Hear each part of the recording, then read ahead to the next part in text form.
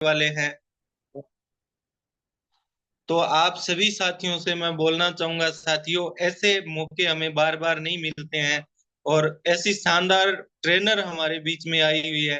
तो हमें ज्यादा से ज्यादा साथियों को यहाँ पर संख्या बल के साथ अपनी टीम के साथ आप जूम पर आए, और हमारे बीच में शानदार ट्रेनर गामा ओरिजिनल के दीदी निधि रावत जी को मैं इनवाइट करना चाहता हूँ। दीदी please come on the screen, please welcome.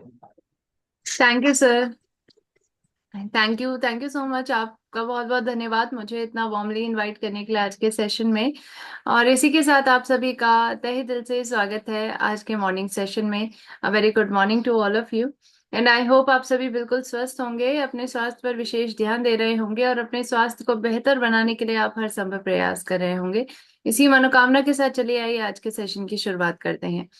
देखिए आज का सेशन बहुत खास है क्योंकि आज हम गैस्ट्रो पर चर्चा करने वाले हैं, यानी आपकी गैस्ट्रिक हेल्थ, पाचन पर बातचीत होने वाली है।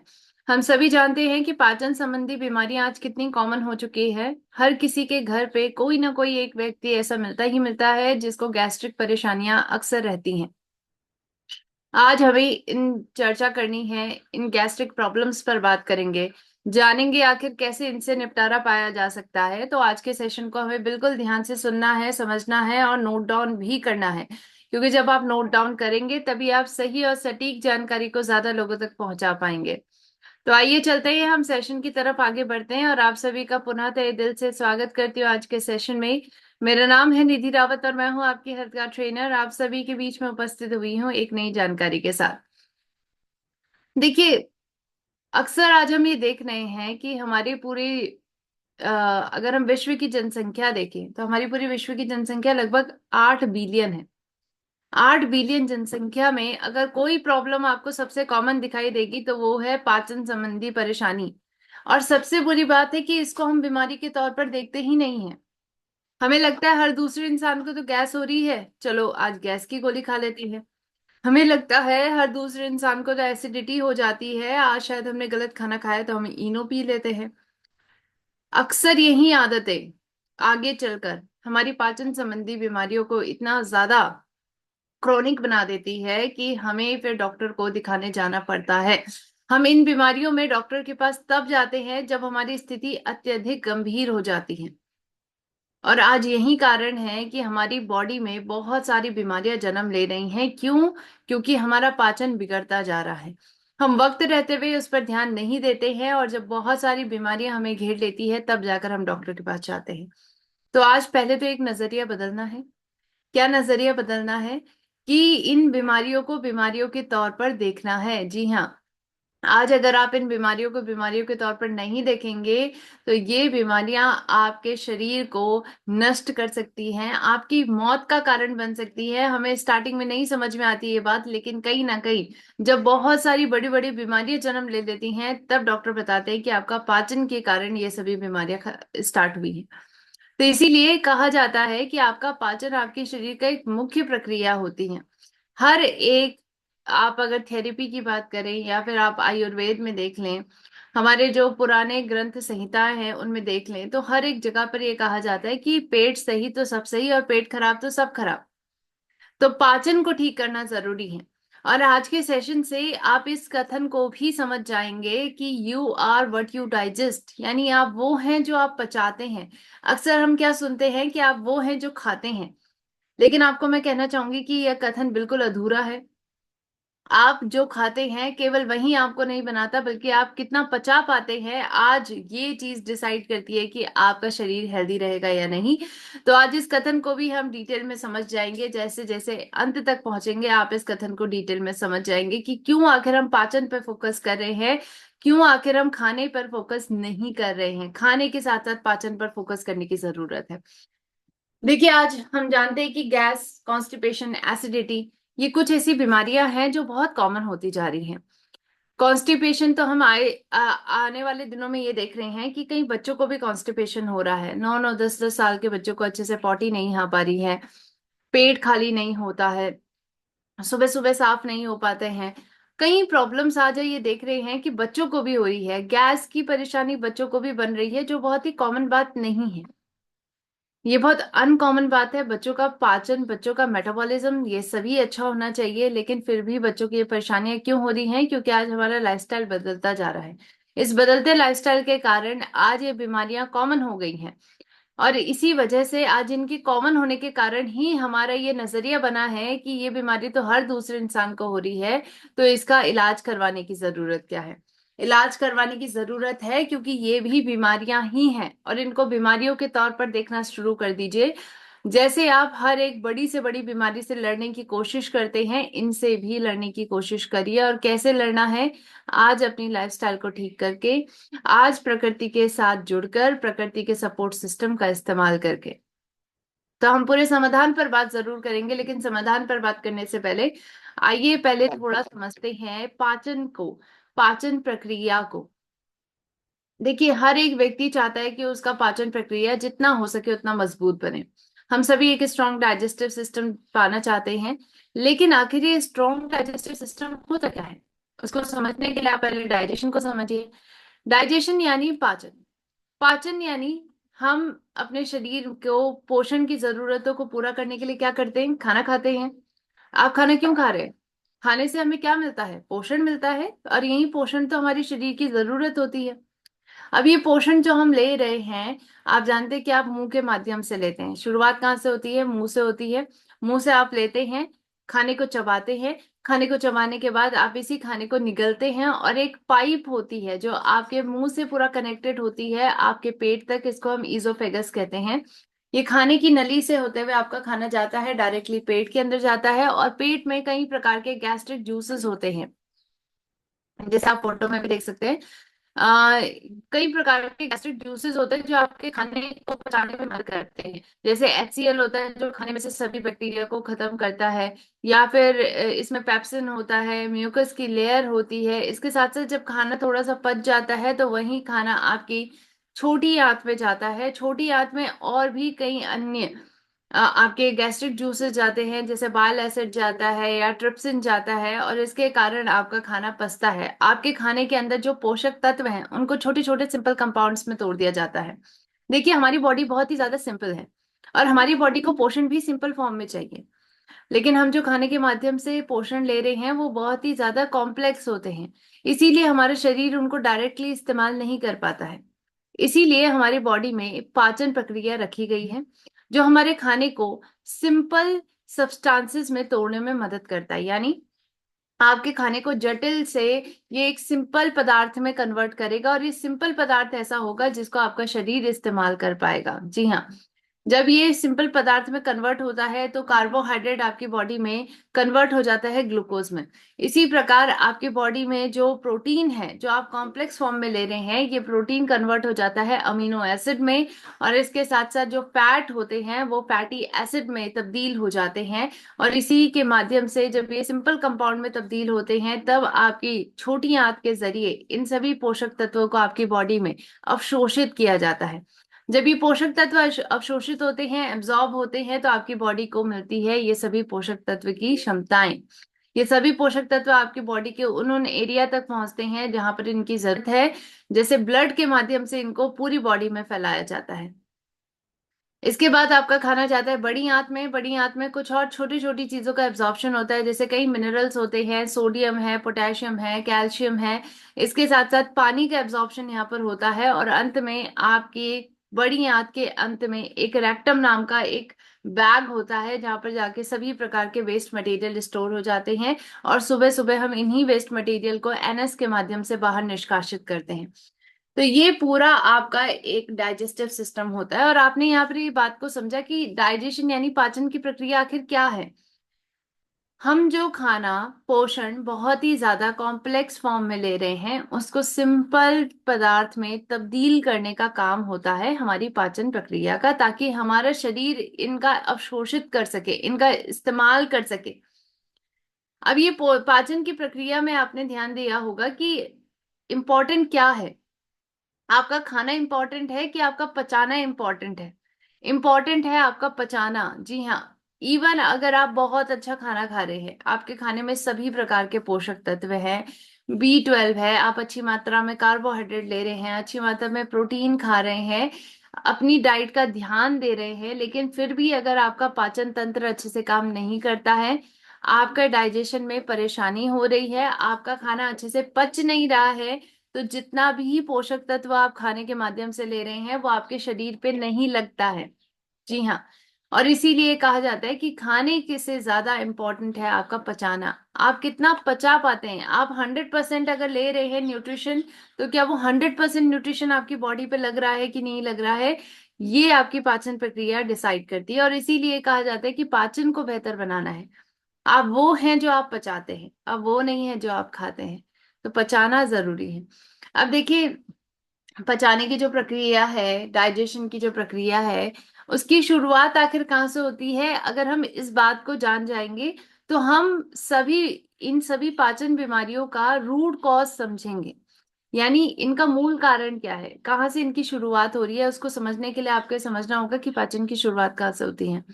अब अगर मैं आप सभी से ही ये बात पूछूं कि पाचन की जो प्रक्रिया है वो कहाँ से शुरू होती है, तो आप मुझे चैट बॉक्स के माध्यम से बताइए कि आपको क्या लगता है पाचन की प्रक्रिया कहाँ से शुरू होती है। मुंह से होती है, पेट से होती है, कहाँ से पाचन की प्रक्रिया की शुरुआत हो जाती है।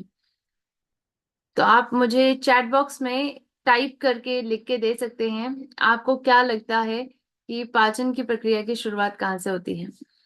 तो यहाँ पर नरेंद्र जी बोल रहे हैं मुंह से, हिम्मत जी बोल रहे हैं मुंह से, स्नेहलता मैम का कहना है माउथ, कुसुम मैम का कहना है माउथ, रघुवीर सर का कहना है माउथ, हिम्मता सर का कहना है माउथ, और डेफिनेटली यहाँ पर सभी का आंसर माउथ है। और यूजुअली सभी आंसर माउथ ही देते हैं कि शुरुआत मुंह से ही होती है। अब देखिए, मुंह से होती है कि नहीं होती है, अब ये बताने के लिए मैं आपको एक छोटी सी प्रक्रिया करना चाहूंगी, और उसके लिए आपको आंखें बंद करनी है। आंखें बंद करिए, और अब आपको इमेजिन करना है, आपको सोचना है। ठीक है, तो आंखें बंद कर लीजिए आप सभी, और आंखें बंद करके अब सोचिए। क्या सोचना है आपको। सोचना है कि आपके पास है एक रसीला नींबू। जी हाँ, एक बहुत बड़ा रसीला नींबू आपके पास है, और उस नींबू का आप जूस बनाना चाहते हैं। तो आपने उस नींबू को काटा, उसके रस को पूरा निचोड़कर एक ग्लास के अंदर डाल दिया, और अब उस ग्लास के अंदर जो नींबू है उसमें आपने थोड़ा पानी डाला, अच्छे से इसका जूस बनाया, और आप इसके जूस का इस्तेमाल कर रहे हैं। आप सभी आंखें खोल सकते हैं। अब देखिए, जब मैंने नींबू के बारे में बात की, रसीले नींबू के बारे में बात की, तो क्या आपने महसूस करा कि आपके मुंह पे थोड़ा खट्टा सा टेस्ट आपको महसूस हुआ, आपके मुंह में पानी आने लग गया। जब भी हम कुछ खट्टे पदार्थ की बात करते हैं, नींबू है, इमली है, तो हमारे मुंह पे पानी आने लग जाता है। हुआ कि नहीं हुआ। जिन जिन लोगों के मुंह पे पानी आया वो बिल्कुल हैंड रेस करके मुझे बता सकते हैं।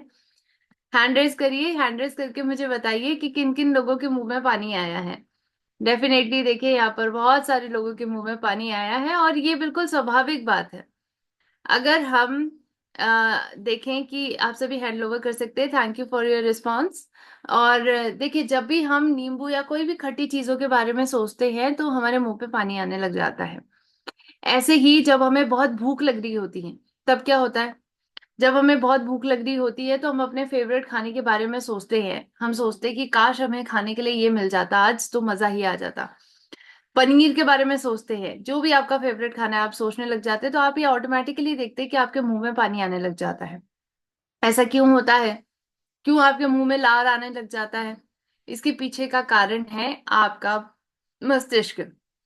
आपका मस्तिष्क आपको सिग्नल देता है, आपका मस्तिष्क खाने के लिए तैयार हो जाता है, और इसी वजह से आपके मुंह में पानी आने लग जाता है। तो इस प्रक्रिया से मैं आपको समझाना चाह रही थी कि आपने तो खाने का निवाला मुंह के अंदर डाला ही नहीं, लेकिन स्टिल मुंह पे लार आने लग गया। ऐसा क्यों हुआ है, क्योंकि आपके पाचन की शुरुआत मुंह से नहीं होती है, आपके पाचन की शुरुआत होती है आपके दिमाग से। आपका ब्रेन, आपका मस्तिष्क कितना एक्टिव है, कितना तैयार है खाना खाने के लिए। और अगर आपका मस्तिष्क तैयार है तो वो आपके मुंह में लार का स्त्राव करने में मदद करेगा, और अगर लार का स्त्राव प्रॉपर होगा तो आपका खाना आधा मुंह में पच जाएगा। जी हाँ। क्यों कहा जाता है कि आपके मुंह में खाना आधा पच जाता है, क्योंकि लार आपके खाने के अंदर कार्बोहाइड्रेट को सिंपल कंपाउंड में तोड़ने में, तब्दील करने में मदद करता है। और इसीलिए लार का स्त्राव होना मुंह में बहुत जरूरी होता है, और ये लार का स्त्राव कौन करता है, आपका मस्तिष्क करता है। और इसीलिए ये साइंटिफिकली पता किया गया है, ये स्टडीज के माध्यम से पता चला है कि आपके ब्रेन का सीधा कनेक्शन आपके गट से होता है, यानी आपके पाचन से होता है। अगर आप बहुत चिंता में रहते हैं, बहुत तनाव में रहते हैं, बहुत गंदे मूड से खाना खाते हैं, आपका बिहेवियर आप देखते हैं कि तो बहुत चिड़चिड़ा हो चुका है, और उसके साथ साथ आप खाना भी खाते हैं, तो इसके माध्यम से आपका पाचन बिगड़ जाता है, आपका न्यूट्रिशन की डिलीवरी कम होने लग जाती है। इवन आपके पेट में जो माइक्रोबायोटा होता है, यानी कई प्रकार के माइक्रोब्स होते हैं, जैसे बैक्टीरिया आपके पेट के अंदर पाया जाता है जो खाने को पचाने में मदद करते हैं, ये गुड बैक्टीरिया आपके बॉडी के अंदर कम होने लग जाते हैं। मोटापा आना, इवन कई लोगों को कॉन्स्टिपेशन हो जाना, यानी पाचन से संबंधी बीमारियों के पीछे का मुख्य कारण ये पाया गया है कि आपका ब्रेन इससे जुड़ा हुआ है, क्योंकि आप खाना खाते वक्त अपने ब्रेन को तैयार नहीं करते हैं खाना खाने के लिए, और इसी वजह से आज हम ये देख रहे हैं कि बहुत लोगों को पाचन संबंधी परेशानी हो रही है। अक्सर हम क्या कर रहे हैं, हम खाना खाते खाते बहुत सारे कामों में एंगेज हो जाते हैं। हम काम करते करते खाना खाते हैं, क्योंकि हमारे पास वक्त ही नहीं रहता है खाना खाने का। तो कई लोग काम करते करते खाना खाते हैं, कई लोग टीवी देखते देखते खाना खाते हैं, कई लोग मोबाइल देखते देखते खाना खाते हैं, जिसके कारण उनका पाचन खराब हो जाता है। तो आज आपको सबसे पहला तरीका मैं बताना चाहूंगी कि कैसे पाचन को बेहतर बनाया जा सकता है। और ये सबसे पहला तरीका जो बहुत इंपॉर्टेंट है वो है, आपको तनाव मुक्त तरीके से खाना खाना है। चिंता, तनाव, इन सभी को साइड रख दीजिए जब आप खाना खा रहे हो। अब ये कैसे पॉसिबल है मैम, क्या करना है हमें इसके लिए? इसके लिए आपको सिर्फ एक छोटी सी प्रक्रिया करनी है। आपको खाना खाने से पहले क्या करना है, अपनी डाइनिंग टेबल पर, जैसे आप डाइनिंग टेबल पर बैठ के खाते हैं या फिर आप नीचे जमीन पर बैठ के पालती मार के खाते हैं, तो जैसे भी आप खाना पसंद करते हैं आपको वैसे बैठना है। अपने खाने की थाली को अपने आगे लेकर आना है, और उसके बाद आंखों को सहजता से के साथ बंद करना है, और गहरी लंबी सांस 3 बार लेनी है, 3 बार छोड़नी है। जब आप ऐसा करते हैं, डीप ब्रीदिंग करते हैं 3 से 5 बार, जब आप ऐसा करेंगे तो आपके अंदर जितना स्ट्रेस है, जितना एंजाइटी है, सब खत्म हो जाता है, और आपका ब्रेन खाना खाने के लिए तैयार हो जाता है। आपके ऑल्फैक्टरी नर्व से, यानी जो नाक में नसें होती हैं जो आपको सूंघने में मदद करती हैं, जब आपके खाने की खुशबू आपके नाक से जाएगी तो आपके ब्रेन को तैयार करेगी खाना खाने के लिए, और आप ये देखेंगे कि आपके मुंह में लार का स्राव होने लग जाएगा। उसके बाद आपको खाना खाना है। तो ये पहला तरीका बहुत जरूरी है, स्ट्रेस फ्री तरीके से खाना खाना, और इसके माध्यम से अपने पाचन को बेहतर बनाना। इवन ये प्रक्रिया के माध्यम से आप अपने आप को मोटापे तक से बचा सकते हैं, क्योंकि अक्सर हम मोटापे से ग्रसित हो रहे हैं, क्योंकि हम स्ट्रेस के साथ साथ खाना खा रहे हैं। हमें पता ही नहीं चलता है कि हम कितना खाना खा रहे हैं, हम ओवर ईटिंग कर लेते हैं। कई लोगों को स्ट्रेस में खाने की बहुत आदत होती है, और इसीलिए बहुत ज्यादा जरूरी है कि आप स्ट्रेस को साइड में रखकर खाना खाइए। अब देखिए दूसरा मुख्य तरीका जिससे आप अपने पाचन को बेहतर बना सकते हैं, और वो तरीका है खाने को अच्छे से चबा चबा कर खाना।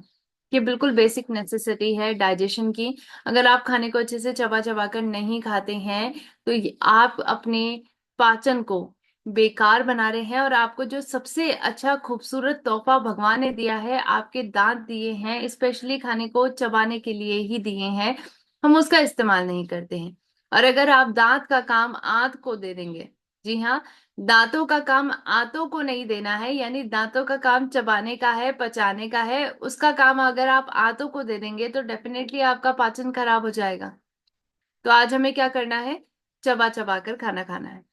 अब ये बात तो आपने अक्सर सुनी होगी कि मैम ये तो हम बचपन से सुनते आ रहे हैं, हमारे टीचर्स कहते थे, हमारे पेरेंट्स कहते थे कि खाने को अच्छे से चबा चबा कर खाओ, जल्दी जल्दी मत खाओ। लेकिन क्या आज हम इन चीजों को फॉलो कर रहे हैं, ये खुद से ये बात समझनी है। क्या आप आज खाने को अच्छे से चबाते हैं? अगर नहीं चबाते हैं तो आपको मैं कुछ तरीके बताना चाहूंगी जिसके माध्यम से आप खाने को इजीली अच्छे से चबा सकते हैं। क्या है वो तरीके? सबसे पहला तरीका है कि अपने खाने को बाहरी तरीके से प्लेट पर ही आपको छोटे छोटे पीसेस में तोड़कर रखना है। जैसे आप इसमें देख सकते हैं फोटो में, पहला तरीका है जो बड़े बड़े पार्टिकल्स हैं उनको छोटे छोटे चीजों में तोड़ के रखना है, छोटे छोटे पार्ट्स में तोड़ के रख दीजिए अपनी थाली पर, और इन छोटे छोटे पार्ट्स को आप इजीली इस्तेमाल कर सकते हैं, इनको चबाने में आपको दिक्कत नहीं होगी। दूसरा तरीका है कि अपने खाने को चबाते वक्त ध्यान दे के अपने मुंह को बंद करना है। देखिए मुंह बंद करके चबाने के लिए क्यों कहा जाता है, क्योंकि आपकी जीभ यहाँ पर काम करती है आपके खाने को आपके लार के साथ मिक्स करने में। तो यहाँ पर मिक्सिंग अच्छे से होती है जब आप मुंह बंद करके खाना खाते हैं, और इसीलिए ये अक्सर टोका भी जाता है कई लोगों को जो मुंह खोल के खाना खाते हैं कि मुंह बंद करके खाइए। तीसरा तरीका है कि आपको खाने को कितनी बार चबाना है। लगभग आपको खाने को 32 टाइम्स बार चबाने की जरूरत है। अगर आप इतनी बार खाने को नहीं चबाते हैं तो चबाना शुरू कर दीजिए। क्यों? क्योंकि इतनी बार जब खाना चबाया जाता है तो वो बिल्कुल लिक्विडी टेक्सचर में कन्वर्ट हो जाता है, जो इजीली आपके पेट में जाकर आपका पेट उसको पचा पाता है। तो जरूरी है कि 32 टाइम्स बार खाने को चबाइए, और अगर आप नहीं चबा पाते तो शुरुआती दौर पर आप 20 बार चबाइए। 20 से 25, 25 से 30, 30 से 32। तो ये आपके पाचन को बेहतर बनाएगा। इसके साथ साथ चौथा तरीका है कि खाना खाने के आधे घंटे पहले और खाना खाने के आधे घंटे बाद तक आपको बिल्कुल पानी नहीं पीना है। डेफिनेटली ये बात ध्यान रखें, पानी नहीं पीना है, क्योंकि कई बार हम पूरी एक एक दो दो ग्लास खाने के साथ साथ पानी पीते हैं, और इसके कारण क्या होता है कि आपका खाने पचने में बहुत ज्यादा दिक्कत हो जाती है। आपके पेट में जो जठराग्नि है या फिर गैस्ट्रिक जूसेस की हम बात करें, ये बहुत डाइल्यूट हो जाती है, जिसके कारण आपका खाना अच्छे से नहीं पच पाता है। इसीलिए जरूरी है कि खाना खाने के आधे घंटे पहले और आधे घंटे बाद तक पानी बिल्कुल नहीं पीना है। अब इसके बाद हमारे पास एक और स्टडीज है जो ये इस बात की महत्वता को दर्शाती है कि अगर हम किसी भी चीज को 30 से 40 बार चबाते हैं तो उसके अंदर के सभी पोषक तत्व हमारी बॉडी पे लग पाते हैं। जैसे ये बादाम के ऊपर स्टडी की गई थी कि बादाम को अगर आप 30 से 40 बार चबाते हैं तो बादाम के अंदर के जितने भी पोषक तत्व हैं वो आपकी बॉडी में इजिली लग पाते हैं, और इसीलिए कहा गया है कि आयुर्वेद कहता है chewing is the key to have a strong digestive system. यानी अगर आप एक बेहतर पाचन प्रक्रिया चाहते हैं तो उसके लिए आपको खाने को चबाने की जरूरत है। और इसीलिए आयुर्वेद ये भी बात कहता है कि आप वो हैं जो आप पचाते हैं, आप वो नहीं है जो आप खाते हैं। तो पचाना बहुत ज्यादा जरूरी है। आज अगर आप खाने को अच्छे से चबाते हैं तो आप बहुत सारी परेशानियों से बच सकते हैं। जैसे मोटापा। अक्सर हमें मोटापे की परेशानी क्यों होती है? क्योंकि हम अपने शरीर से ज्यादा खाना खा लेते हैं।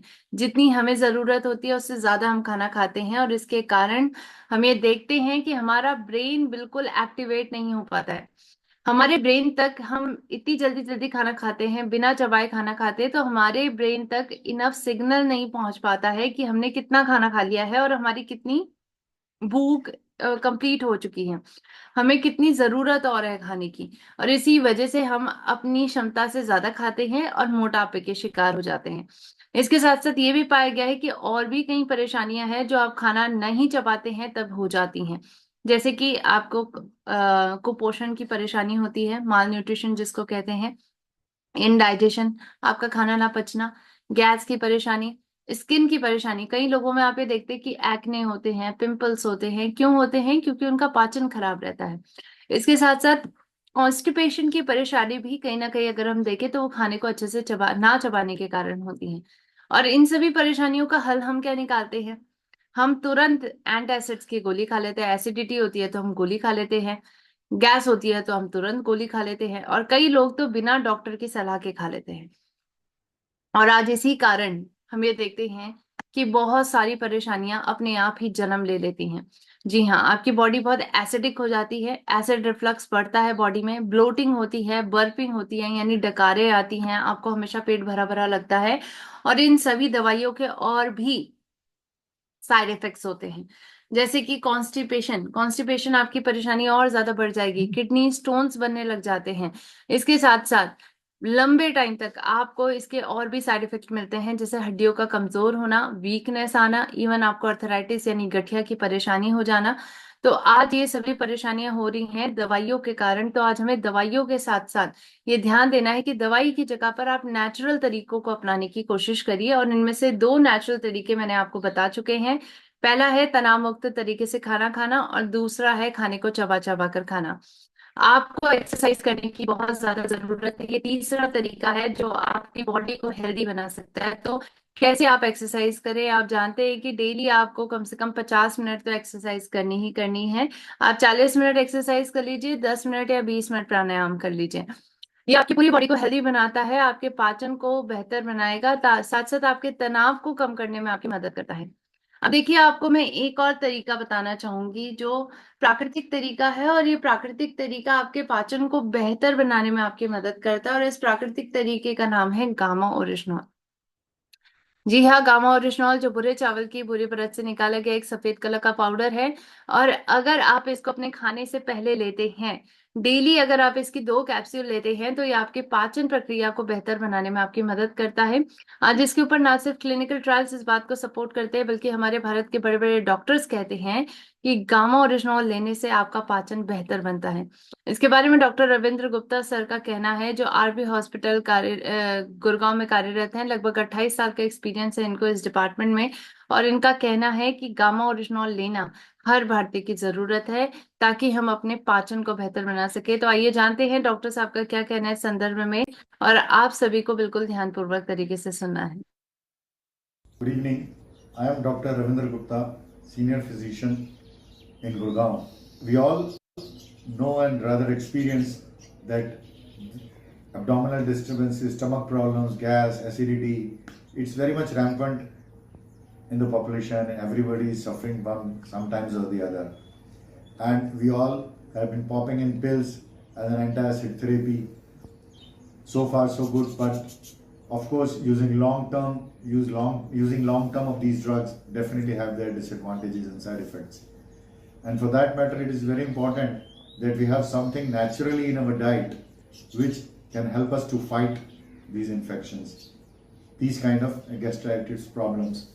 How can they be? Recently, it has been found that gamma oryzanol, which is present in ras bran, which is an antioxidant, has been very useful in preventing such issues, in preventing such stomach problems, some GI problems where indigestion is there. This gamma oryzanol has been found to be very effective in also improving our liver function, especially corona after corona or dengue or viral infections. We find that the people have liver involvement, which causes a lot of bloating, gastritis, indigestion. All this can be prevented by consuming gamma oryzanol, which has been found in the large number of US studies to be very useful, which is also present in our rice bran. And I think using such antioxidants with the prebiotics and probiotics as present in yogurt or curd, they go a long way in preventing our stomach problems.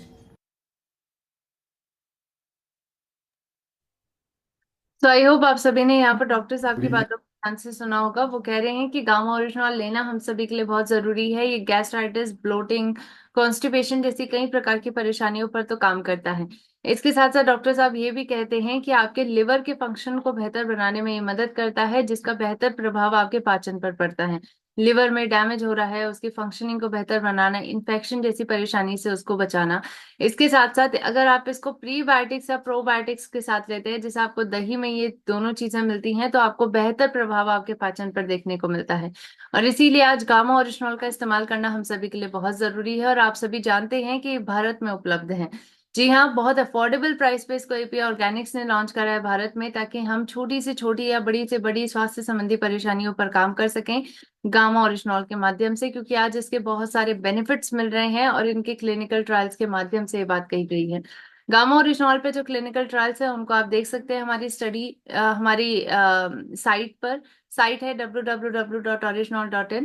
वहां पर आपको पाचन संबंधी परेशानियों पर भी इसके clinical trials मिलेंगे। ये क्लिनिकल ट्रायल जैसे 2019 का जो हुआ है वो बताता है कि गामा ओरिजिनॉल अगर आप लेते हैं तो अल्कोहलिक लिवर इंजरी, यानी जो शराब के कारण लिवर में डैमेज हो रहा है, उसको कम करने में ये मदद करता है। साथ साथ आपके बॉडी में ऑक्सीडेटिव स्ट्रेस को कम करता है। इसी प्रकार 2018 की स्टडी भी कहती है कि गैस्ट्राइटिस या गैस्ट्रिक एसिडिटी या अल्सर जैसी परेशानी पर ये काम करता है। इवन बच्चों को जब दिया जाता है तो उनको भी पाचन संबंधी परेशानियों से बचाया जाता है। गैस्ट्राइटिस की सिम्टम्स को कम करने की सलाह दी जाती है गामा ओरिजिनॉल के माध्यम से। अगर आप इसको 300 mg डेली लेते हैं, इवन यूएसए के मैस ड्रग डेटाबेस में गामा ओरिजिनॉल को एक एंटी अल्सर एजेंट का दर्जा दिया गया है, यानी पेप्टिक अल्सर की परेशानी से आपको बचाने में और इसका इलाज करने में आपकी मदद कर सकता है। और इसीलिए आज हम सभी को जरूरत है गामा ओरिजिनॉल की। हम इसको डेली लें, इसको अपनी डाइट का हिस्सा बनाएं, ताकि हम acidity, gas, bloating, stomach ulcer जैसी कई प्रकार की पाचन संबंधी बीमारियों से अपने आप का बचाव कर सके। तो आज मैंने जो आपको मंत्र बताए हैं, इन मंत्र को अपने जीवन में जरूर फॉलो करना है। क्या है वो मूल मंत्र? 3 मूल मंत्र है। अगर आपको मैं समराइज तरीके से बताना चाहूँ तो सबसे पहला मूल मंत्र है तनाव मुक्त तरीके से खाना खाना है। दूसरा मूल मंत्र है खाने को अच्छे से चबा चबा कर खाना है, क्योंकि अपने दांतों का काम अपनी आंतों को नहीं देना है। और तीसरा मूल मंत्र है गामा ओरिजिनॉल लेना है। ये 3 मूल मंत्र आपके जीवन को बदल कर रख सकते हैं और आपको हमेशा के लिए एसिडिटी, गैस जैसी कई प्रकार की पाचन संबंधी बीमारियों से बचा सकते हैं। तो अगर आप फॉर एवर हेल्दी रहना चाहते हैं तो आज इन 3 मूल मंत्र को जरूर अपनाइए। साथ साथ forever healthy with Isha को जरूर सब्सक्राइब करें अगर आप नई जानकारियों से अवगत होना चाहते हैं। सो आई होप आज की जानकारी आपको बहुत अच्छी लगी होंगी।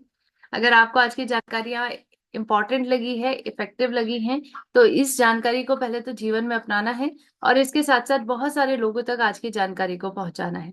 सो इसी मनोकामना के साथ कि आज के सेशन की जानकारी आप जन जन तक पहुंचाएंगे, बहुत लोगों को अवेयर करेंगे, गैस्ट्राइटिस की परेशानी से उनको निजात दिलाने में उनकी मदद करेंगे। आप सभी का बहुत बहुत धन्यवाद अदा करती हूँ कि आपने मुझे बहुत ध्यानपूर्वक तरीके से सुना है। और आप सभी का दिन शुभ हो। Over to you sir, thank you so much. Thank you so much ma'am, बहुत बहुत धन्यवाद। और नरेंद्र सर, क्वेश्चन हो तो टीम के साथ ही है। कोई भी जानकारी लेनी तो आप पर्सनल ले ले, टाइम हमारे पास पड़ा है अभी 20 मिनट। यस गुरुदेव, यस गुरुदेव, बहुत बहुत धन्यवाद सर। और आप में से किसी भी साथी का अगर कोई क्वेश्चन हो तो आप जरूर हैंड राइज करें। बहुत सारे साथी हमारे वीडियो में भी बने हुए हैं। आप में से जो भी साथी हैं, अगर आप हैंड राइज करेंगे तो यस, बीजाराम जी गोयल सर हमारे बीच में। वेलकम सर, मैंने आपको अनम्यूट भेज दिया है।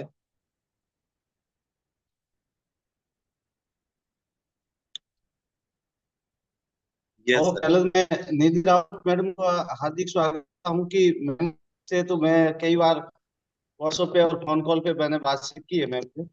और बहुत बहुत धन्यवाद मैम, जब हमारे इस टीम के अंदर आके हमें कोऑपरेट करने शुरू कर दिए। मैम मैं गामा ओरिजिन के, मेरे कल एक नया पेशेंट तैयार हुआ, उसके क्या आधा अंग रह रखा है, पैरलाइज है। Okay okay hello. सर। हाँ जी सर। हाँ पैरलाइज है मैम। तो उनको मैं वैसे गामा ओरिजिन और वेज ओमेगा तो दे दिया मैंने। और उसके अलावा उनको मैन भी दे दिया, नुसैर मैन और नुसैर ओमेगा और गामा ओरिजिन। उसके थोड़े हाथ पैरों में जलन भी हो रही है और आधा अंग रह रखा है। उसके अलावा और उसको क्या देना पड़ेगा?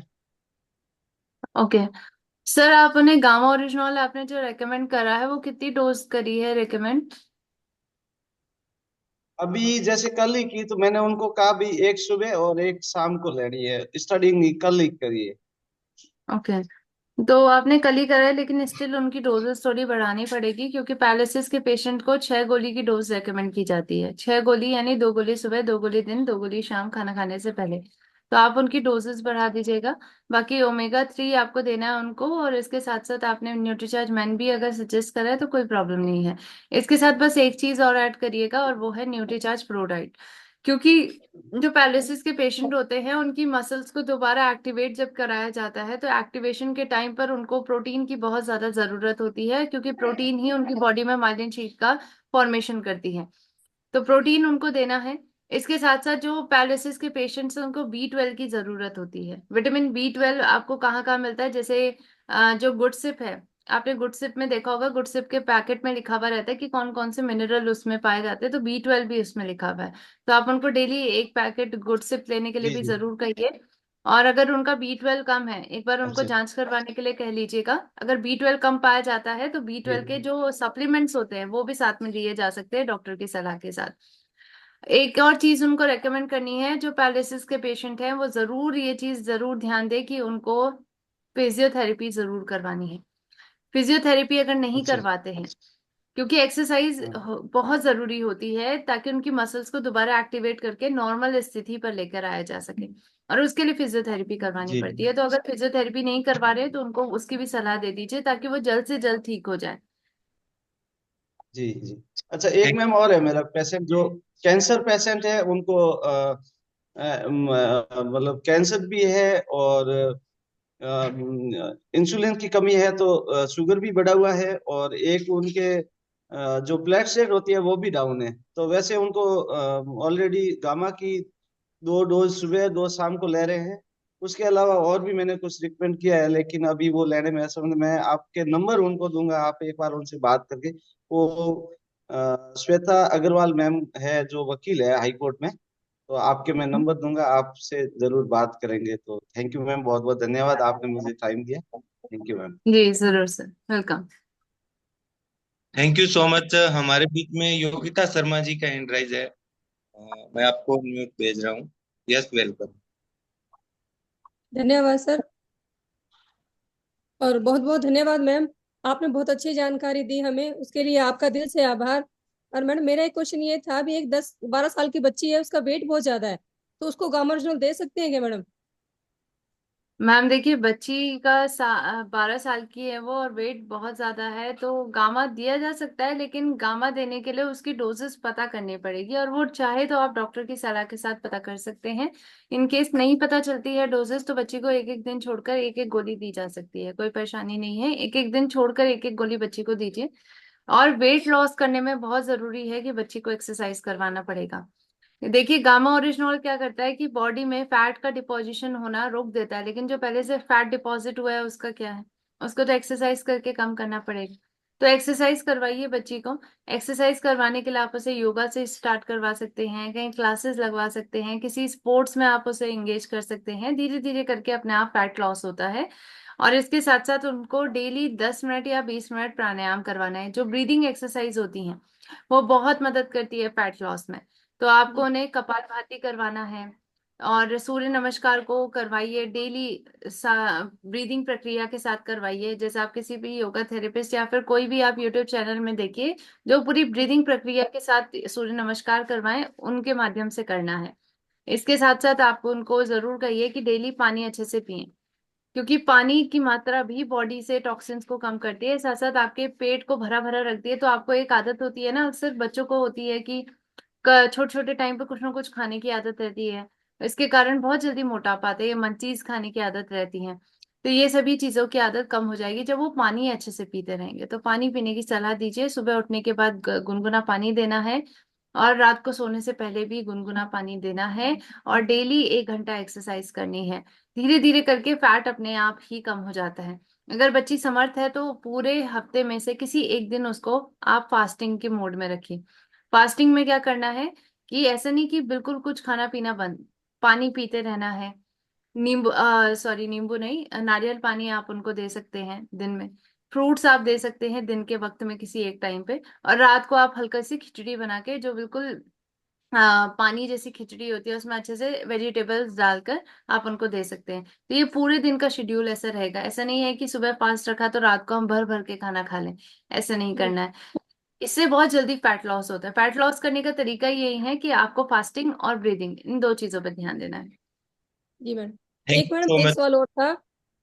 एक फर्स्ट स्टेज कैंसर है उनको, और उनके अपने बीपी भी हाई रहता है और शुगर भी है मैडम, तो उनके लिए क्या सजेस्ट कर सकते हैं अपने? ओके। बीपी हाई रहता है, शुगर भी है, और आपने बताया कि उनको कैंसर फर्स्ट स्टेज है। जी हाँ जी। दिया जा सकता है, कोई परेशानी नहीं है, क्योंकि इन तीनों परेशानियों पर गामा काम करता है। तो आप तीनों के लिए एक ही डोजेस दे सकते हैं। अभी फिलहाल फर्स्ट स्टेज है कैंसर की, तो आप उनको ऐसे करिए कि 2 गोली सुबह, 2 गोली दिन और 2 गोली शाम ही दीजिए। फिलहाल के लिए 6 गोली की डोजेज ही उनको देनी है। तो इसमें जी मैम। उनका बीपी भी कवर हो जाएगा, शुगर भी कवर हो जाएगा, और इवन कैंसर भी कवर हो जाएगा। लेकिन ध्यान देना है कि उनको बीपी रेगुलर चेक करवाना है। शुगर 15-15 दिन में चेक करवा के डॉक्टर को दिखा देना है, ताकि उनकी दवाई की डोजेज वो एक्स्ट्रा ना लें, ओवरडोज ना लें। तो दवाई की डोजेज डॉक्टर मेंटेन करेंगे, बाकी गामा उनको 6 गोली प्रतिदिन लेनी है। जी मैम। थैंक यू जी मैम, मैम। बहुत बहुत धन्यवाद। वेलकम। आप जी सर, वेलकम। जी सर, वेलकम मैम। मैम मैं ये पूछना चाह रहा था कि एक टीचर है, सरकारी टीचर है, उनको जो मैंने बॉडी स्कैन किया था मशीन से, तो उसमें जो बोन कंटेंट है वो 1% आ रहा है। तो हड्डियां बहुत कमजोर है मैम उनकी, उसके लिए हमें क्या देना होगा? ओके। सर देखिए, जब आपने उनका बॉडी स्कैन किया या फिर एक्सरे स्कैन किया होगा तो उनका अगर बोन डेंसिटी कम आई है तो इस केस में अभी उनकी उम्र क्या है वैसे? लमसम 50 से अबो है मैम। 50 से above है। देखिए सर, इस टाइम पे बोन डेंसिटी का बढ़ना बहुत ही ज्यादा थोड़ा मुश्किल हो जाता है। क्यों? क्योंकि ये जो वक्त होता है हमारा 30 से ऊपर का वक्त होता है। जो 30 की उम्र से ऊपर का वक्त होता है उस वक्त में हमारी बॉडी की जो बोन डेंसिटी है वो कम होने लग जाती है। क्यों? क्योंकि हमारी बोन के अंदर के जो मिनरल हैं उसका इस्तेमाल हमारी बॉडी करना शुरू कर देती है। बोन डीजनरेशन का ये वक्त होता है जिसके अंदर बोन के अंदर के जितने भी मिनरल्स होते हैं वो हमारी बॉडी इस्तेमाल करने लग जाती है, जो हमने 30 से पहले इकट्ठे किए रहते हैं। तो इसको हम एक पूंजी कहते हैं कि हमारी बॉडी की पूंजी है जिसका इस्तेमाल हम बाद में करते हैं। लेकिन हम आजकल जानते हैं कि पहले हमारा खान पान इतना अच्छा रहता नहीं है कि हम बोन डेंसिटी को बढ़ा सके, बाद में हमें परेशानियां होती है। तो आप उनको क्या दे सकते हैं? फिलहाल उनकी हड्डियां अगर कमजोर हो रही है तो गामा देना शुरू कर दीजिए। ऑस्टियोपोरोसिस की परेशानी पर ये काम करता ही है। 2 गोली सुबह 2 गोली शाम आपको प्रतिदिन देनी है। इसके साथ साथ उनकी बॉडी में मिनरल्स की जरूरत को पूरा करने के लिए पहले तो उनको विटामिन डी देना है। विटामिन डी सप्लीमेंट्स के तौर पर दीजिए। चाहे तो वो विटामिन डी का टेस्ट करवा ले एक बार, ताकि पता कर लें कि उनकी बॉडी में विटामिन डी कम तो नहीं है। क्योंकि अगर विटामिन डी कम होगा तो कैल्शियम की गोलियां देके भी कोई फायदा नहीं है। कैल्शियम बॉडी पे नहीं लगेगा अगर विटामिन डी पूरा नहीं है। तो विटामिन डी के सप्लीमेंट्स लेना शुरू कर दें डॉक्टर की सलाह के साथ। आप इसके साथ साथ उनको गुड सिप भी दे सकते हैं। गुड सिप में विटामिन डी भी रहता है, कैल्शियम भी रहता है, तो इसमें बहुत अच्छी मात्रा में उनको मिल जाएगा। इसके साथ साथ आपको ध्यान देना है कि उनका कैल्शियम का भी टेस्ट करवा ले, कैल्शियम कितना है। अगर कैल्शियम कम है तो विटामिन डी के साथ आप कैल्शियम के सप्लीमेंट्स भी उनको दे सकते हैं। और उनको जरूर कहिए कि चाहे दूध एक टाइम पे पीना शुरू कर लीजिए। थोड़ा सा जो डेयरी प्रोडक्ट्स है उनमें कैल्शियम मिलता है तो वो सब चीजें आप ले सकते हैं। इसके साथ साथ आपको उनको और क्या रेकमेंड करना है? इसके साथ आप उनको जरूर रेकमेंड करें जैसे कि हरी सब्जी है, पालक है, ये सभी चीजें लेना शुरू कर दीजिए। क्योंकि इसमें भी वो सभी चीजें आपको मिलती हैं। कैल्शियम मिलता है, मैग्नीशियम मिलता है, फास्फोरस मिलता है, जो हमारी हड्डियों के लिए जरूरी होता है। जी इसके साथ साथ एक सैलेड है जो मैं आपको बताऊंगी। जैसे जो काबुली चने हैं उनको उबालना है, काबुली चनों का एक सैलेड बनाना है। काबुली चनों के साथ साथ आपको इसमें थोड़ा सा जैसे खीरा है या फिर जो भी सैलेड के तौर पर आप हरी सब्जी है वो मिक्स कर दीजिए। और इसके ऊपर पे जैसे दही है, दही को हम रात भर निचोड़ने के लिए रखेंगे तो उसका पानी जो है वो निथर जाएगा। जो गाढ़ी दही है उसको ऊपर से डालना है और पिंक सॉल्ट का इस्तेमाल करना है। पिंक सॉल्ट को एक चुटकी इस्तेमाल करनी है। तो ये जो पूरी रेसिपी बताई है मैंने आपको, ये बहुत अच्छी रहती है हड्डियों के लिए। इसके अंदर वो सभी पोषक तत्व मिलते हैं जैसे मैग्नीशियम, फास्फोरस मिलता है, पोटेशियम मिलता है, कैल्शियम मिलता है, जो आपकी हड्डियों को बढ़ाने में, मजबूत करने में मदद करता है। तो इसको आप डेली इस्तेमाल कर सकते हैं। तो आप उनको जरूर रेकमेंड करिए ये। और बाकी गामा तो करना ही रेकमेंड है। हेल्थ कार्ड ऑयल रेकमेंड करना है। इसके साथ साथ आप उनको वेज ओमेगा 3 भी साथ में रेकमेंड करिए। और अगर न्यूट्रीचार्ज का कोई ऐसा प्रोडक्ट है जिसमें B12 भी मिल रहा है, आपको कैल्शियम या आपको फास्फोरस भी मिल रहा है या फिर आपको विटामिन डी भी मिल रहा है, तो आप वो प्रोडक्ट उनको रेकमेंड कर सकते हैं। जी मैम। थैंक यू सो मैं दूसरा मैं एक और पूछना चाहता हूँ, क्या हड्डियों में भी थायराइड हो सकता है मैम? हड्डियों में थायराइड? ओके। देखिए, हड्डियों में थायराइड तो बहुत इम्पॉसिबल जैसा है क्योंकि थायराइड एक ग्रंथि है। ये ग्रंथि है जो आपके गले के बीचों बीच स्थित होती है। जब उसमें सूजन होती है तो हड्डियां भी कहीं ना कहीं डिस्प्लेस होने लग जाती हैं। यहाँ हमारी जो हड्डी है ये डिस्प्लेस होने लग जाती है जब इसमें सूजन आने लग जाती है, ये थायराइड बढ़ने लग जाता है। तो वो हड्डियों की परेशानी नहीं कह सकते, बेसिकली वो बेसिकली कह सकते हैं कि थायराइड ग्रंथि है लेकिन उसके कारण डिस्प्लेसमेंट हो रहा है। तो ऐसी कंडीशन में गामा दिया जा सकता है क्योंकि थायराइड की परेशानियों पर काम करता है। चाहे गोइटर हम बात करें जिसमें आपके घेंगा होता है, जिसमें आपका गला सूजने लग जाता है, बेसिकली थायराइड ग्रंथि ही सूजने लग जाती है, तो वो सूजन को कम करने में मदद करेगा। आप दे सकते हैं ऐसे पेशेंट्स को। जी मैम, एक मैडम है, उनको हड्डियों का थायराइड बताया गया था, तो मैंने लगातार उनको एक ही कैप्सूल ले रहे हैं, दो का मैंने बोला था लेकिन वो एक ही ले रहे हैं, तो एक में भी उनको बहुत फायदा मिला है, बहुत शानदार मैम, उनको बहुत अच्छा फायदा मिला है गामा ओरिजिनल से। और अभी गुणगान कर रहे हैं वो गामा ओरिजिनल का अच्छे से। ग्रेट, बहुत अच्छा लगा सर जान के। और डेफिनेटली इसके रिजल्ट मिलते हैं अगर कोई प्रॉपर तरीके से इसका इस्तेमाल करना शुरू कर दे। जी ma'am, thank thank you ma'am. Thank you ma'am. और मधुबाला दीदी आइए आप होस्ट हैं दीदी। मधुबाला दीदी वेलकम। थैंक यू सर, बहुत बहुत धन्यवाद। और विशेष गुड मॉर्निंग मैम। और मैम की गुड मॉर्निंग। जानकारी बहुत ही शानदार रहती है। मैम परसों मेरे पास करीबन 15-20 दिन पहले किसी को कैंसर के लिए गामा ओरिजिनोल दिया था। तो वो कभी सारी दवाएं ले लेके उन्होंने वो हो गए थे, तो हमने कहा ये भी आप लेके देखिए। उसके साथ वेजोमेगा, न्यूट्रीचार्ज में तीनों प्रोडक्ट दिए थे उनको। तो उनको काफी रिलीफ मिला। तो उन्हीं के कोई पड़ोस में से उनको भी कैंसर लास्ट स्टेज पे था, और उन्होंने अपनी डोज में से 6 कैप्सूल निकाल के 6-8 कैप्सूल उनको दे दिया, और 2-2 कैप्सूल उन्होंने दोनों टाइम लिया। तो परसों मेरे पास जो थर्ड पर्सन को कैंसर था वो आई, तो वो कहती भी मुझे दर्द के अंदर रिलीफ मिला उससे लेने में। तो फिर यहाँ जी से वो गामा ओरिजिनोल, वेजोमेगा 3 और मैन लेकर गए मैम। तो वास्तव में कैंसर पे, इतनी भयानक बीमारी पे भी हमारा गामा ओरिजिनोल बेस्ट काम कर रहा है। और मैं खुद एक एग्जाम्पल हूँ, बीपी, शुगर, कोलेस्ट्रॉल ऐसी बीमारियों को मात दे चुकी 3 साल पहले।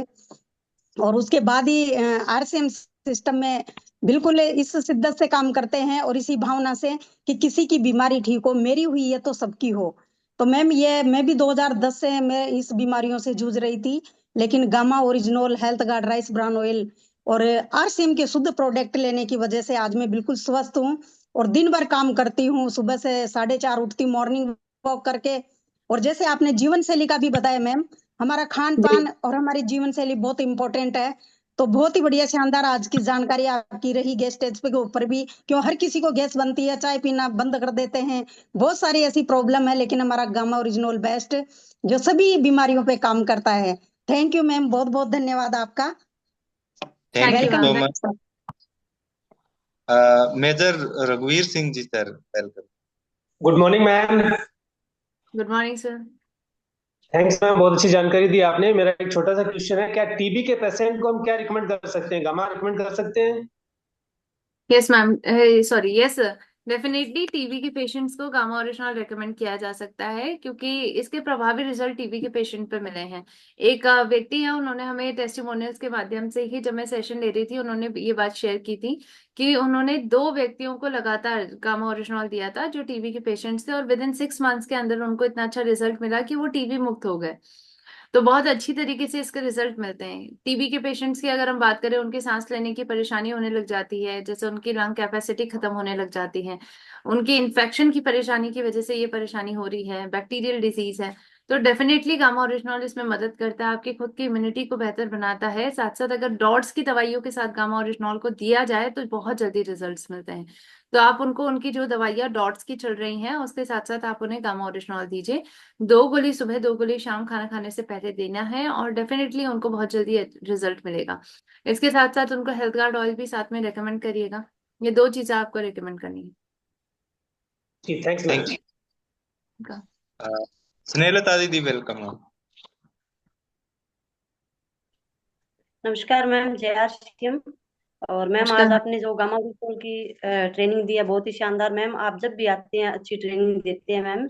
लेकिन मेरा एक क्वेश्चन है मैम कि एक छोटी सी बच्ची है, जैसे अभी तो वो 13 साल की हो चुकी है, और उसका बचपन से ही उसको थायराइड की प्रॉब्लम है। पहले उसको गेहूं की एलर्जी थी, वो अब काफी हद तक ठीक हो चुकी है गेहूं की एलर्जी, लेकिन उसको थायराइड है, वो अभी तक ठीक नहीं हुआ मैम। और उसकी हाइट भी बिल्कुल कम है, जैसे कि 7-8 साल के बच्चे की होती है उससे भी कम है उसकी हाइट, और वो मोटापा भी उसको है। तो क्या रिकमेंड कर सकते हैं उसको, गामा ओरिजिनल दे सकते हैं, किस मात्रा में दे मैम, आप बताइए। ओके, देखिए मैम, 7-8 साल की बच्ची है और बहुत सारी मल्टीपल परेशानियां आपने बताई कि उसकी हाइट नहीं बढ़ रही है, मोटापे से भी ग्रसित हो रही है, और थायराइड की मैम मैम अभी परेशानी तो है। वो मैम अभी वो 13 साल की हो चुकी है, लेकिन उसकी हाइट इतनी है कि वो 8-10 साल के बच्चे की जैसी है। अभी 13 साल की हो चुकी है, बचपन से थायराइड है उसको। बचपन से थायराइड है, ओके। तो देखिए मैम, इस कंडीशन पे गामा दिया जा सकता है क्योंकि एक 11 साल की लड़की को भी थायराइड की परेशानी के लिए गामा दिया गया था, तो वो बिल्कुल ठीक हो गई थी। कोई परेशानी नहीं है, दिया जा सकता है, लेकिन डोजेज एक बार आपको पता करनी पड़ेगी क्योंकि बच्ची छोटी है, अभी 13 साल की है। तो एक बार डॉक्टर की सलाह के साथ उनको गामा ओरिजिनॉल देना शुरू कर दीजिए। अगर डोजेस नहीं पता चलती है तो आप क्या कर सकते हैं, डेली बच्चे को आप एक एक दिन छोड़कर एक गोली गामा ओरिजिनॉल की दे सकते हैं। इसके साथ साथ एक एक चम्मच हेल्थ गार्ड ऑयल डेली बच्चे को पिलाना है, और हेल्थ कार्ड के माध्यम से ही खाना बनना चाहिए। तो एक एक गोली जब आप एक एक दिन छोड़कर देंगे और इसके साथ साथ डेली एक चम्मच गामा हेल्थ कार्ड ऑयल का आप देंगे, तो वहां से भी ओरिजिनल बच्चे को मिल जाएगा, तो उनकी जरूरत पूरी हो जाएगी। इसके साथ साथ आपको उनका 15-15 दिन में या फिर एक एक महीने में जांच करवाने के लिए कहना है, ताकि डॉक्टर्स उनकी स्थिति को पता करके उनकी दवाई की डोजेस मेंटेन कर सकें। इसके साथ साथ क्या करना है, जैसे आप बता रहे हैं कि मोटापा भी है और उनका न्यूट्रिशन बहुत कम है, तो आप न्यूट्रीचार्ट किट्स उनको दे सकते हैं। किट्स के माध्यम से बच्चे को न्यूट्रिशन प्रॉपर मिलेगा, पाचन अच्छा बनेगा, पाचन ठीक हो जाएगा, तो अपने आप ही न्यूट्रिशन की कमी भी पूरी हो जाएगी। क्योंकि बच्चों की हाइट ना बढ़ने के पीछे का मुख्य कारण आजकल माल न्यूट्रिशन है, यानी कुपोषण। तो बच्चों को पोषण अच्छे से नहीं मिल पा रहा है, उसके लिए आप न्यूट्रीचार्ज किट्स बच्चों को जरूर दीजिए, ताकि इम्यूनिटी जैसे कई फैक्टर्स बच्चों के अच्छे हो जाएं और पोषण की जरूरत पूरी हो जाए। न्यूट्रीचार्ज किट्स, गामा ओरिजिनॉल और हेल्थ कार्ड, ये 3 चीजें उनको देनी है। बहुत बहुत धन्यवाद मैम। सुनीता दीदी हमारे बीच में, आपको म्यूट भेज दिया है। हेलो हाँ सर, आवाज आ रही है? Yes ma'am. मैम नमस्ते। नमस्ते मैम। मैम मैं पूछना चाहती हूँ, भी कई महिलाओं की थायराइड होती है बच्चादानी में, क्या उस पर ये काम करती है गामा ओरिजिनल? कई महिलाओं को थायराइड होता है, आगे क्या कहा मैम आप? बच्चादानी में। बच्चे ओके, बच्चेदानी हाँ, में। उससे उसका बच्चा भी कंसीव नहीं होता, हम्म। तो क्या ओके उसमें ये काम करती है? ओके। देखिए मैम, अगर हम बात करें तो फर्टिलिटी को बेहतर बनाने में गामा मदद करता है, और इवन अगर बच्चेदानी में भी थायराइड है तो उस पे भी ये मदद करेगा। वैसे तो इसके ऊपर कोई ऐसा क्लिनिकल ट्रायल अभी नहीं हुआ है जिसके अनुसार मैं आपको ये बात कह सकूं कि डेफिनेटली काम करेगा ही करेगा। बट अगर हम देखें तो हमारी बॉडी में अगर ये फाइब्राइड बन रहे हैं, जैसे आप बता रहे हैं कि यूट्रस में उनके फाइब्राइड बन रहा है, तो उस पर ये काम करने में मदद करेगा ही करेगा, क्योंकि ये फाइब्राइड जो बनने की प्रक्रिया है उसको कम करने में मदद करता है। तो ये फाइब्राइड्स अगर हम देखें, इसकी ग्रोथ यूजुअली यूट्रस में हो जाती है, और कहीं हम देखते हैं कि प्रेगनेंसी से पहले या कई लोगों को बचपन से भी ऐसा होता है कि उनके बॉडी में फाइब्राइड्स बन जाते हैं। कोई परेशानी नहीं है। अगर ये फाइब्राइड्स बढ़ रहे हैं तो एक बार जांच करवा लीजिए कि ये कहीं कैंसर में तब्दील भी होते हैं, क्योंकि ये तो एक बार जांच करवाना है कि कहीं ये कैंसर में तब्दील तो नहीं हो रहे, बढ़ तो नहीं रहे हैं। और इसके साथ साथ फाइब्राइड्स को कम करने में भी गामा ओरिजिनॉल मदद करता है, तो आप जरूर दे सकते हैं, कोई परेशानी नहीं है। गामा ओरिजिनॉल की 2 गोली सुबह, 2 गोली शाम आप उनको दीजिए, ताकि उनके इफेक्टिव रिजल्ट उनको मिल सके। और इसके साथ साथ उनको हेल्थ कार्ड ऑयल भी आपको रेकमेंड करना है, तो इससे उनके कंसीव करने में भी काफी अच्छी तरीके से मदद मिलेगी, क्योंकि गामा ओरिजिनॉल आपके रिप्रोडक्टिव हेल्थ को भी बेहतर बनाने में मदद करता है। तो आप दे सकते हैं, कोई परेशानी नहीं है। Thank you Narendra ji, very time हो गया, लास्ट क्वेश्चन प्रमिला का ले लें और उसके बाद में अपना प्रोग्राम, ज्यादा टाइम हो गया, 2 मिनट ऊपर हो गए। यस गुरुदेव। प्रमिला दीदी वेलकम। उसके बाद में गुरुदेव को भी इनवाइट करना है, तो थैंक यू सो मच। और प्रमिला दीदी आप होस्ट हैं, please welcome. Thank you sir, thank you. नमस्ते मैम। मेरा नमस्ते मैम। सवाल था मैम कि किसी के पेट में ब्लड की गांठ है, तो क्या हम उसे गामा ओरिजिनल दे सकते हैं? किसी के पेट में ब्लड की गांठ है? ओके। हाँ। देखिए, ब्लड की गांठ अगर हम देखें, यानी आप बोल रहे हैं कि कुछ खून का थक्का उनके पेट में बन चुका है जो रिमूव हाँ। करना है, दे सकते हैं। क्योंकि आपको बताना चाहूंगी कि जो खून के थक्के बनते हैं, जिसको हम प्लेटलेट एग्रीगेशन के नाम से जानते हैं, गामा ओरिजिनॉल उनको डिसॉल्व करने में मदद करता है। और इसीलिए चाहे वो खून के थक्के आपकी रक्त की नलियों में बनकर अगर ये हार्ट अटैक का कारण बनते हैं तो उसको भी कम करता है। खून के थक्के अगर आपके ब्रेन में बन रहे हैं या कहीं भी बन रहे हैं, उनको कम करने में मदद करता है। तो डेफिनेटली अगर ये हर जगह काम कर रहा है तो पेट में भी काम करेगा ही करेगा। तो ऐसे पेशेंट्स को दिया जा सकता है, कोई परेशानी नहीं है। उसके लिए आपको उनको 2 गोली सुबह, 2 गोली शाम खाना खाने से पहले देना है मैम। हेल्थ कार्ड ऑयल साथ में रेकमेंड करना है। जी ma'am, thank thank you so much ma'am. और धन्यवाद के लिए हम बुलाना चाहेंगे हमारे गुरुदेव, हम सभी के मेंटोर श्रीमान DR Bhatia sir, please welcome. बहुत बहुत धन्यवाद। दो साथियों का हम ट्यूशन नहीं ले पाए थे, टाइम हमारा ओवर हो गया है, टाइम की मर्यादा भी है, और इसलिए आप अगले सेशन के लिए तैयार रहें। और मैं थोड़ा बाहर बिजी था, और स्पेशली आज निधि रावत मैडम से एक बहुत बड़ी बात मुझे सीखने को मिली कि कई बार हम हेल्थ गार्ड ट्रेनिंग के अंदर ट्यूशन करते हैं तो वो सिर्फ कहते हैं हम गामा के बारे में बता सकते हैं, और आज दीदी ने यानी हमारे गामा ओरिजिनल के साथ में ड्यूटी चार्ज के बारे में कंप्लीट जानकारी रखते हुए जानकारी दी है। ये बहुत अच्छी बात है कि आपको पूर्ण जानकारी है, और आपने ये बताया कि इसके साथ ये ड्यूटी चार्ज मैन ले सकते हैं, इसके साथ आप ये ले सकते हैं, ओमेगा 3 ले सकते हैं। और यह ट्रेनिंग वास्तव में आज की है, तारीफ काबिल है, क्योंकि गैस्ट्रो हेल्थ के लिए जो ट्रेनिंग दी है ना, यह एक आम बीमारी बन चुकी है।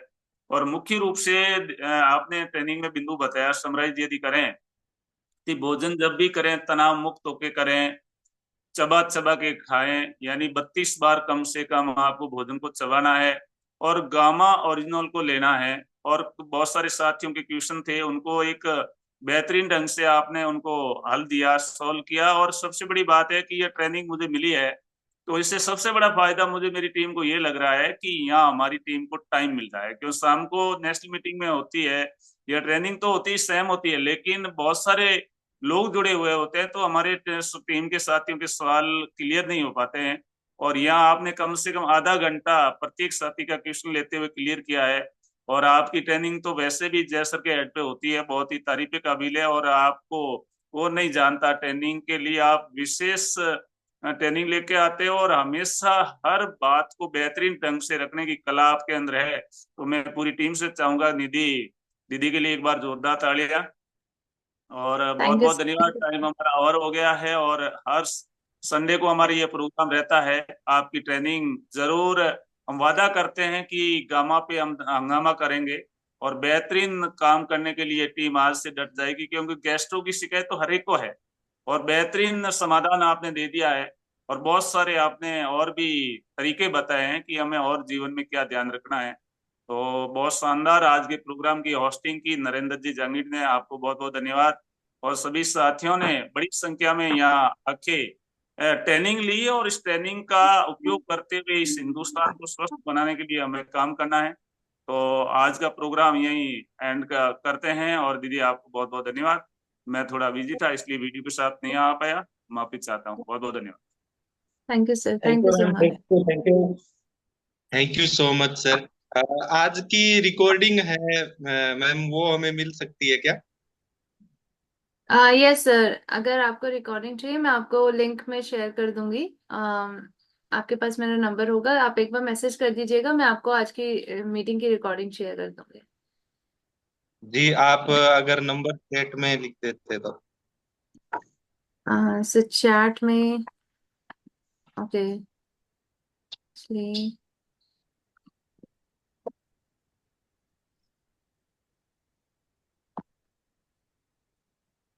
आप बता सकते हैं दीदी, मैं नोट कर लेता yes sir, yes sir, number है 9897 हूँ।